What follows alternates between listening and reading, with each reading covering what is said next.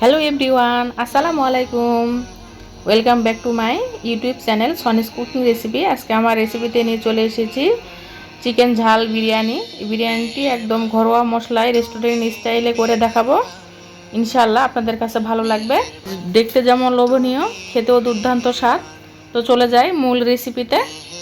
আর এখানে আমি 400 গ্রামের মতো চিনি গুঁড়া চাল নিয়েছি। এটা আমি ভালো করে ধুয়ে আধা ঘন্টার মতো পানিতে ভিজিয়ে পানিটা ঝরিয়ে রেখেছি। বিরিয়ানিতে দেওয়ার জন্য ছোট ছোট কাট করে নেওয়া 500 গ্রাম চিকেন ধুয়ে পরিষ্কার করে পানিটা ঝরিয়ে নিয়েছি। এখন একে একে সব মশলা এখানে দিয়ে দিচ্ছি। প্রথমে দিয়ে দিচ্ছি স্বাদ মতো নুন, দিয়ে দিচ্ছি পরিমাণ মতো হলুদ গুঁড়া, পরিমাণ মতো লাল মরিচের গুঁড়া, পরিমাণ মতো ধনিয়া এবং জিরা গুঁড়া, দিয়ে দিচ্ছি দারচিনি, দিয়ে দিচ্ছি গোলমরিচ, লবঙ্গ, কালো এলাচ, তেজপাতা, পরিমাণ মতো আদা বাটা, পরিমাণ মতো রসুন বাটা, পরিমাণ মতো রান্নার তেল। সবগুলো দেওয়ার পর ভালোভাবে মাখিয়ে নিচ্ছি। রেস্টে রেখে দেব 10 থেকে 15 মিনিটের মতো, তাতে রান্নার স্বাদটা অনেক ভালো আসে। আর এখানে হল্যান্ডারের বড় সাইজের 2টা আলু কিউব করে কেটে নিয়েছি। আলুগুলো নুন আর হলুদ দিয়ে মেখে নিচ্ছি। চলুন রান্নাটা করে নেই। রান্না করার জন্য দিয়ে দিলাম পরিমাণ মতো রান্নার তেল। প্রথমে মেখে রাখা আলুগুলো ভেজে নিব। কিছুক্ষণের জন্য ঢাকনা দিয়ে রেখে দেবো।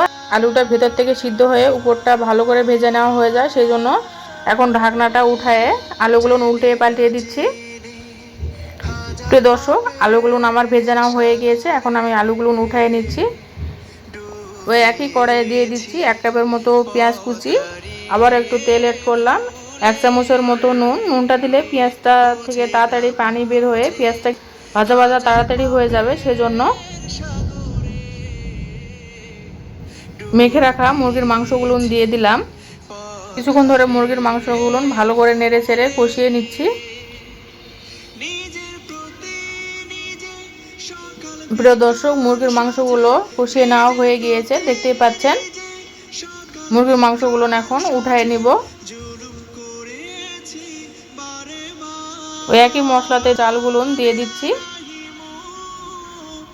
একটু উল্টে পাল্টে নিয়ে, চাল যেহেতু 400 গ্রামের মতো দিয়েছি, এখানে আমি 4 চা চামচ নুন দিব।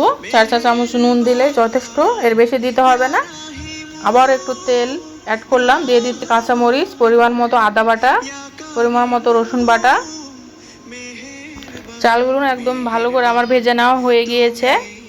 এটা ঢাকনা দিয়ে অন্য সাইডে রেখে দিব, যাতে করে গরমটা বের হয়ে না যায়।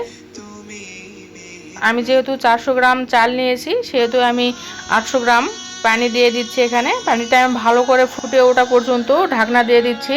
পানিটা একদম ভালো করে ফুটিয়ে নেওয়া হয়ে গিয়েছে। এখন ভেজে নেওয়া চালটা দিয়ে দিচ্ছি। ভালো করে বলক ওঠা পর্যন্ত আবারও ঢাকনা দিয়ে দিলাম। আবার একটু নাড়াচাড়া দিয়ে আবারও ঢাকনা দিয়ে দিলাম। ঢাকনাটা উঠায়ে পানিটা একটু শুকিয়ে এসেছে। এর মধ্যে আমি দিয়ে দিলাম যে আলুগুলো প্রথমে ভেজে রেখেছিলাম, সেগুলো। আলুটা আগে দেওয়ার কারণ এটাই যে ভিতর থেকে সিদ্ধটা ভালোভাবে হবে।